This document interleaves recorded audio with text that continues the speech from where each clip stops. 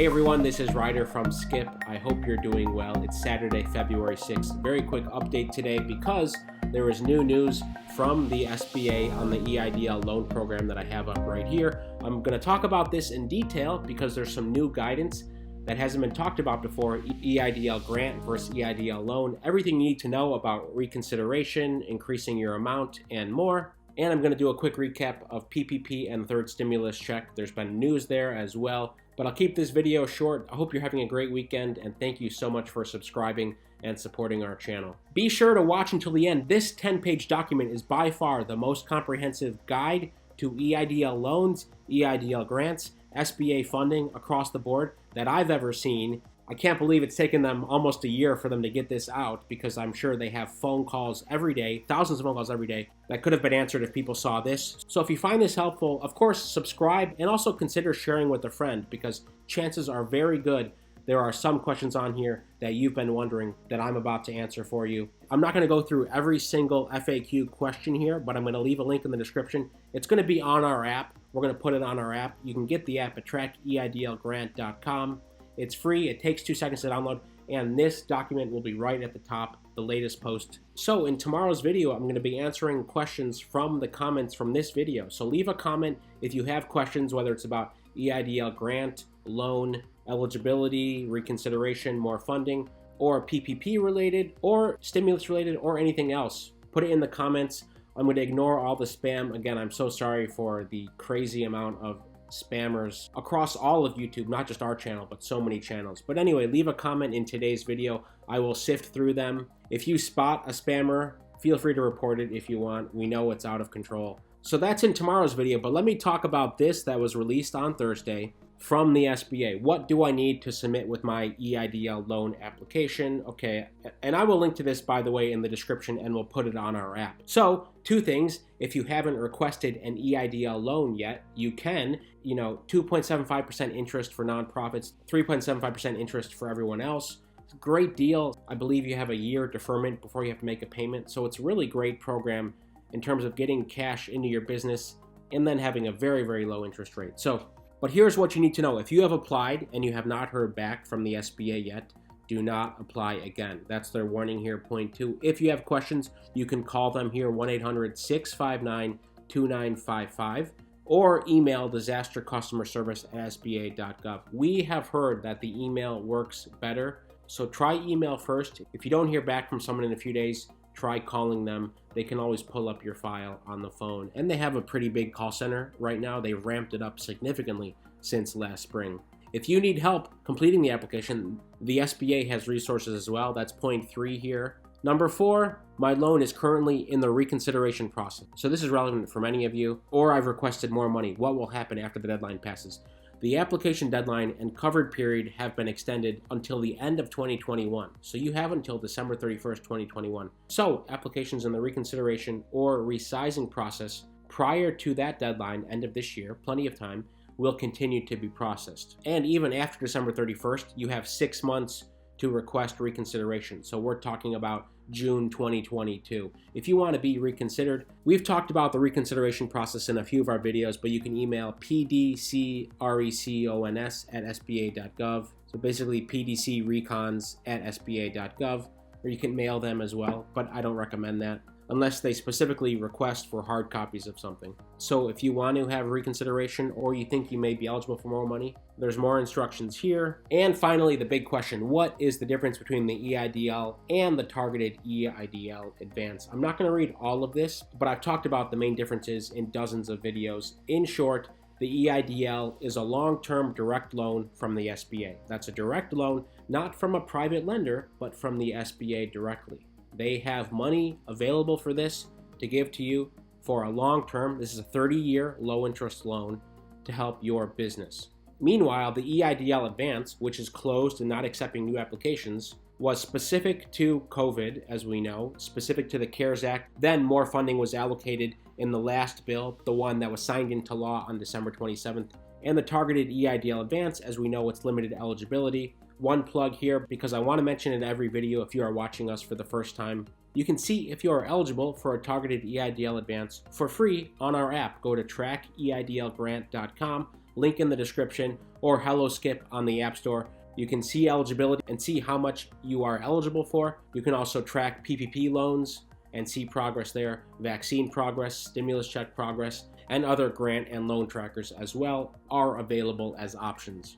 By the way, we talked about two big videos this past week. Number one, the email you will get if you are eligible for the Targeted EIDL Advance, and number two, how to fill out the new Targeted EIDL Advance portal. I'll link to those above, or you can just browse our channel. They were earlier this week. But this answers so many questions. All of the theories going around YouTube about what this is for, what that is for, it's clear as mud right here. And this is great because it's the first time where we have seen this level of detail.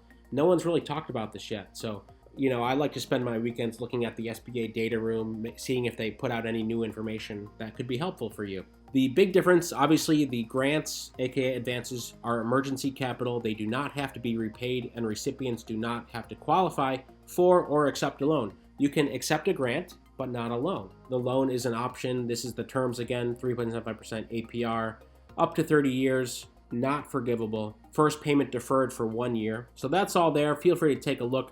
Let me keep going through this document here. Number 7, can I apply for an EIDL loan if I've already received a PPP loan? Yes. Borrowers can apply for both. I mean, I've talked about this, and based on our data, we did a survey, I think in January, middle of January sometime, where we found that around 2/3 of people said they were going to apply for both.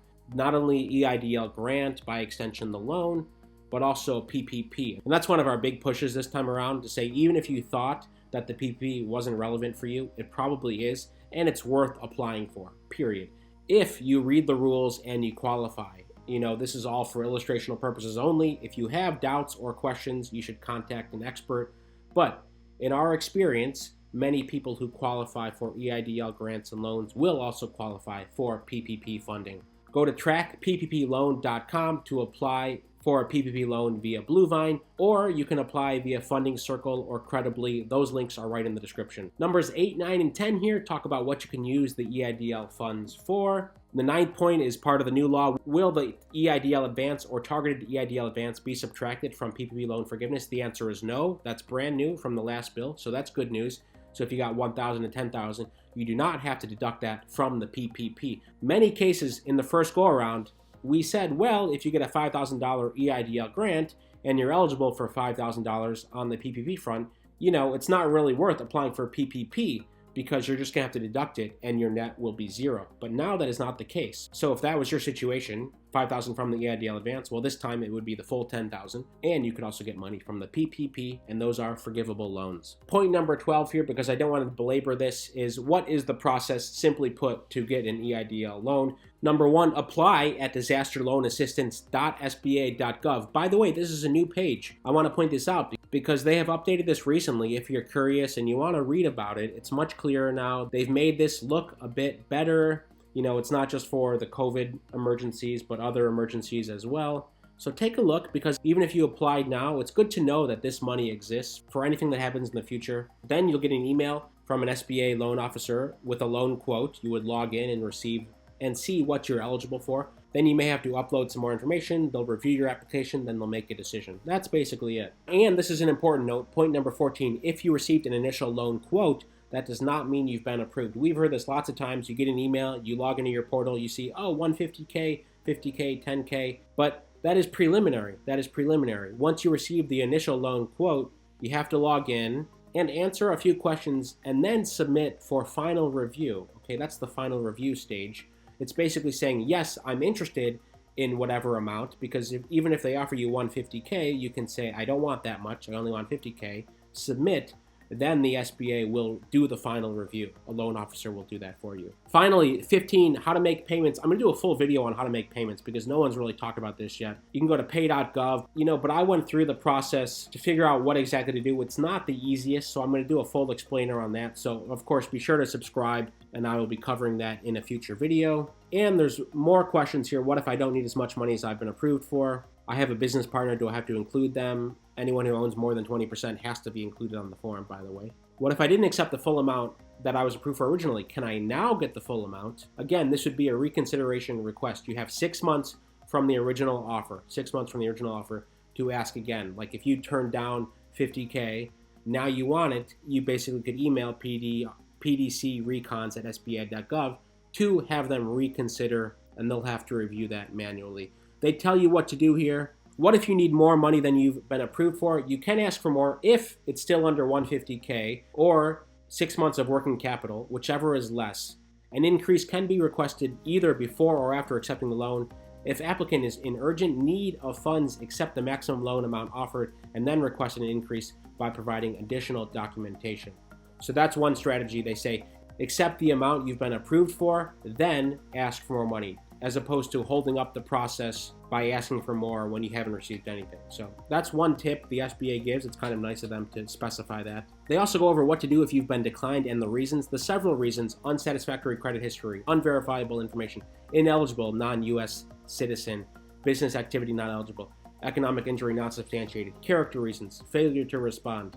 Those are the main reasons, and they all have these on form letters. But take a look at that if you're interested. Kind of request reconsideration as well, manual review. We've heard mixed results. Some people are still waiting. Some people are still waiting for an answer. Some people have had success. So it's worth doing, certainly. Now, here's another piece. If you received a COVID-19 EIDL loan and you've been affected by another disaster such as flooding or wildfire, can you ask for more funds? Short answer, yes. There's a link here. You can also check on the disasterloanassistance.sba.gov for more information. 26, how do I handle repayments? Given that my business has not yet recovered from COVID shutdowns, how will I handle repayment?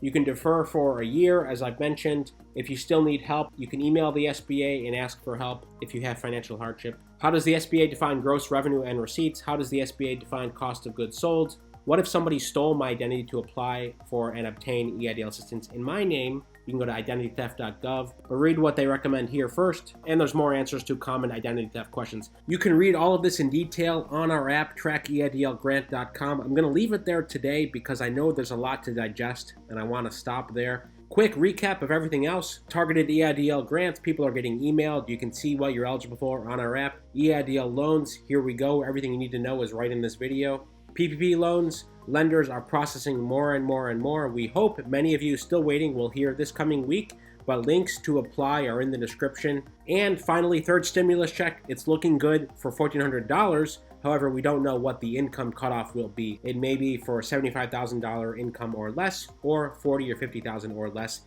That's the final negotiation. We expect that negotiation to happen this week and the following week, and a final decision over the next several weeks. Stay well, stay healthy, have a great rest of the weekend, and we'll see you tomorrow.